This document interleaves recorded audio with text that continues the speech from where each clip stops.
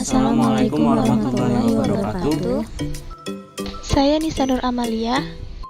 Saya Nindya Leoneta Putri. Saya Nur Fauzan Azizilhaq. Kami dari kelompok 4 akan menampilkan video pembelajaran tentang reologi dan viskositas dengan dosen pengampu Ibu Beda dan Memiliki MS PAM. Apa sih reologi itu? Reologi berasal dari bahasa Yunani yang memiliki kata reo dan logos. Reo yang berarti mengalir dan logos yang berarti ilmu. Jadi reologi itu adalah ilmu yang mempelajari tentang aliran cairan dan deformasi dari padatan. Manfaat reologi di bidang farmasi. Proses penuangan sediaan dari botol, pemompaan sediaan dan penyimpanan ke alat pengisian, pelawaran dari jarum suntik yang diproduksi industri, penggosokan dan pengolesan bentuk produk di atas kulit, dan penekanan sediaan dari wadah yang dapat berubah bentuk. Reologi dari suatu produk tertentu menggambarkan konsistensi dari bentuk cair ke semi-solid.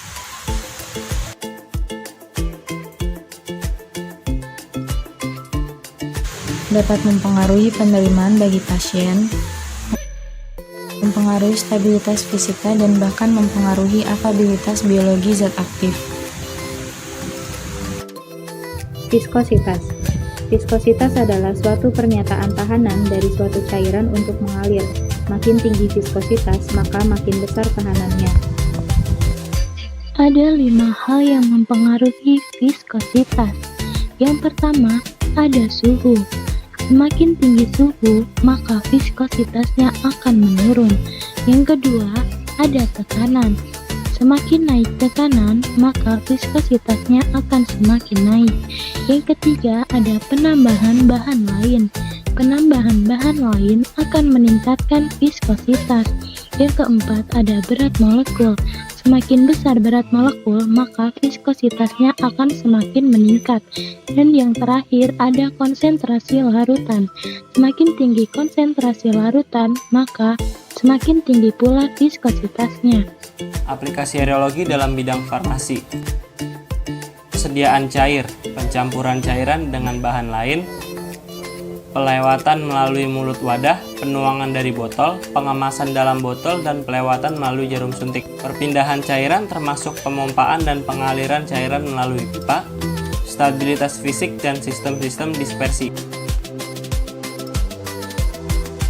Itu pada sediaan semi-solid, yaitu penyebaran dan pelekatan pada kulit, pemindahan dari awadah atau pengeluaran dari tub, kemampuan zat padat untuk bercampur pada cairan yang saling bercampur, pelepasan obat dari basisnya. Ada sediaan padat, yaitu aliran serbuk dari corong ke dalam lubang pencetak tablet atau ke dalam kapsul selama proses pembuatan, kemampuan pengemasan dari padatan dalam bentuk serbuk atau granul. Tipe-tipe aliran Newton. Masing-masing sediaan farmasi memiliki karakteristik aliran yang spesifik. Dalam bidang farmasi dikenal 2 jenis aliran, yaitu Newton dan non-Newton. Tipe aliran sistem Newton viskositasnya tetap pada suhu dan tekanan tertentu, tidak tergantung pada kecepatan geser, jadi viskositasnya ditentukan pada satu kecepatan geser saja. Pada aliran Newton tidak membutuhkan energi atau tekanan untuk bisa mengalir, karena akan mengalir dengan sendirinya mengikuti gaya gravitasi, sehingga viskositas atau kekentalan tidak berubah. Sharing force seperti bangun di bawah ini dan rumus seperti ini bisa juga dengan rumus viskositas sama dengan sharing stress dibagi sharing rate.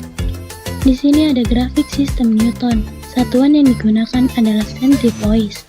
Pelarut yang digunakan biasanya pelarut murni dan larutan sejati.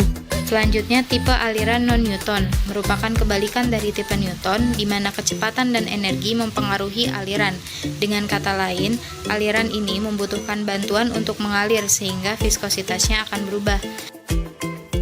Sistem non-Newton dibagi dalam beberapa aliran, yaitu yang dipengaruhi oleh waktu dan tidak dipengaruhi oleh waktu. Sistem yang dipengaruhi oleh waktu dibagi menjadi 2, yaitu thixotropik dan anti-thixotropik. Sementara yang tidak dipengaruhi waktu, yaitu ada plastis, pseudoplastis, dan dilatan. Yang pertama ada aliran plastis. Aliran plastis diaplikasikan pada suspensi dengan ukuran partikel terflokulasi. Persamaan yang menggambarkan aliran plastis yaitu viskositas plastis itu rumusnya sharing stress dikurang yield value per rate of share. Dengan grafik itu dia tidak dimulai dari titik 0,0 tetapi memotong yield value-nya. Selanjutnya ada aliran pseudoplastis. Viskositas menurun dengan meningkatnya kecepatan tekanan terjadi pada molekul berantai panjang seperti polimer-polimer. Meningkatnya besaran tekanan menyebabkan keteraturan polimer sehingga mengurangi tahanan. Contoh kasusnya pada botol saus tomat, yang ketika tidak dikocokkan maka saus tomat tidak akan sulit untuk keluar. Tetapi jika terjadi pengocokan, akan mudah keluar karena pengocokan menyebabkan saus tomat menjadi sedikit encer dan dapat mengurangi kekentalan. Di sini ada contoh kurva dan gambaran dari pseudoplastis. Kurva untuk aliran pseudoplastis dimulai dari titik 0,0, yaitu tidak ada harga dari yield value. Aliran dilatan. Aliran dilatan kebalikan dari aliran pseudoplastis. Disebut sebagai sistem geser kental. Pengeluaran dari wadah membutuhkan tekanan yang kuat. Viskositas meningkat dengan bertambahnya rate of share. Dimiliki oleh suspensi yang berkonsentrasi tinggi, lebih dari 50% dari partikel yang terdeflokulasi. Mekanisme aliran dilatan. Pada keadaan diam, partikel-partikel tersusun rapat dengan ruang antar partikel kecil. Pada saat sharing stress meningkat, partikelnya menyebar dan mengembang sehingga ruang kosong bertambah, sehingga hambatan alirannya meningkat dan akhirnya terbentuk pasta kuku. Contohnya pada sediaan salep dan pasta. Aliran tiksotropik. Jika diterapkan pada sediaan farmasi menghasilkan sediaan yang ideal, karena bila dikocok viskositasnya akan meningkat. Tetapi jika pengocokan berhenti, partikelnya tidak mudah mengendap sehingga penampilan dari sediaan ini menarik karena keseragaman penyebaran partikelnya. Di sini ada grafiknya dengan contoh suspensi parenteral prokain penisilin G pada saat melalui jarum suntik, strukturnya terpecah. Setelah masuk ke dalam jaringan, strukturnya kembali terbentuk. Aliran anti-tiksotropik. Kebalikan dari aliran tiksotropik, gel menjadi sol menjadi gel lagi, sedangkan yang anti-tiksotropik itu dari sol menjadi gel menjadi sol. Contohnya pada magma magnesia. Sediaannya mengandung zat padat dalam jumlah sedikit dan terflokulasi, dan bila dikocok struktur sol akan menjadi gel, di mana kekentalannya bertambah sehingga terjadi hambatan untuk mengalir. Namun bila didiamkan akan kembali menjadi sol.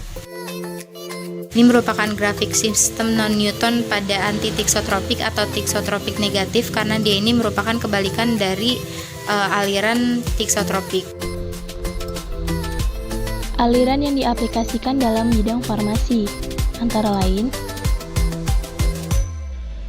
suspensi tiksotropik tidak akan mengendap dengan segera dalam wadahnya, menjadi cair bila dikocok, keseragaman suspensi bertahan lama selama digunakan.